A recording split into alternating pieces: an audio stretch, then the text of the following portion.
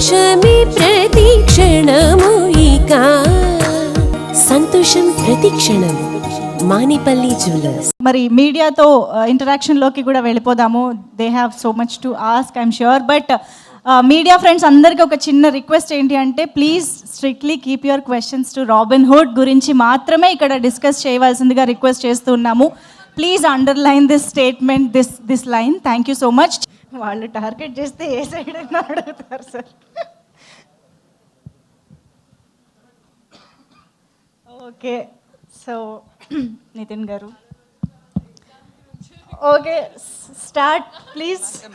నా క్వశ్చన్ ముందు మంజుష్ గారికి అండి. కాదండి, మీడియా మీట్ అని పెట్టిన తర్వాత పర్సనల్ క్వశ్చన్ అడగండి అని చెప్పొచ్చండి, తప్పులేదు. ఏమంటే పర్సనల్ క్వశ్చన్ లేవద్దు అని అడగండి తప్పు. అరే మీరు ఈ క్వశ్చన్లు అడగండి, ఆ క్వశ్చన్ మీరు మీడియాకి చెప్తారేంటండి, నాకు అర్థం కాదు సార్. అంటే ఇవాళ రాబిన్హుడ్ ప్రెస్ మీట్ కాబట్టి దీని గురించి మాట్లాడదాము అన్న ఇన్స్ట్రక్షన్స్ సార్. సో అలాగే చెప్తారండి.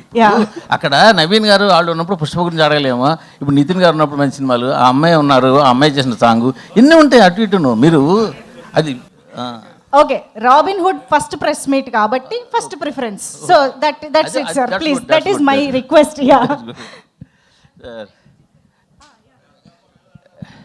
నితిన్ గారు సార్ చాలా బాగుంది సార్, సాంగ్ బాగుంది. Thank you sir. డే 1లోనే రిలీజ్ చేసిన వెంటనే వైరల్ అవుతుంది పాట.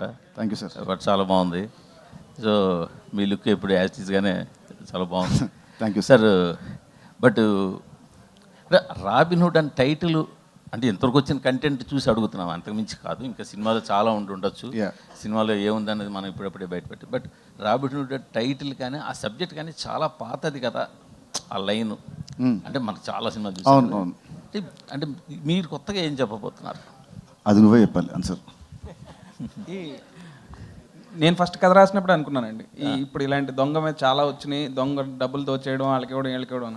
అందుకే ఫస్ట్ 20 minutesకే కథ మారిపోద్దండి, కథ వేరే టర్న్ తీసుకుంటుంది. అది సో డెఫినెట్గా మీరు అంటే ఒక దొంగ కథ అది ఏంటనేది మనం ట్రైలర్లో రివీల్ చేస్తానండి నేను.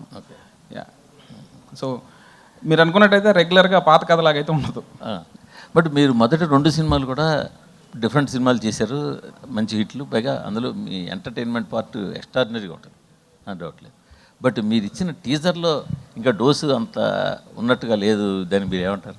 నాకు ట్రైలర్కి వచ్చిన జనరల్గా ఏంటంటే టీజర్లో మొత్తం చెప్పేసి మళ్ళీ ట్రైలర్ వచ్చినప్పుడు టీజర్కి ఎక్స్టెన్షన్ లాగా ఉంటుంది. సాధారణంగా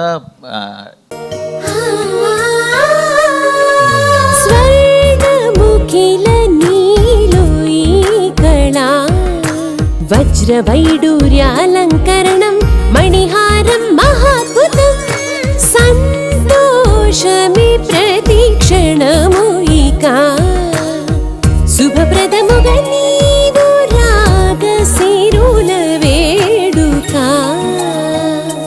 సంతోషం ప్రతిక్షణం మానిపల్లి జ్యువెలర్స్.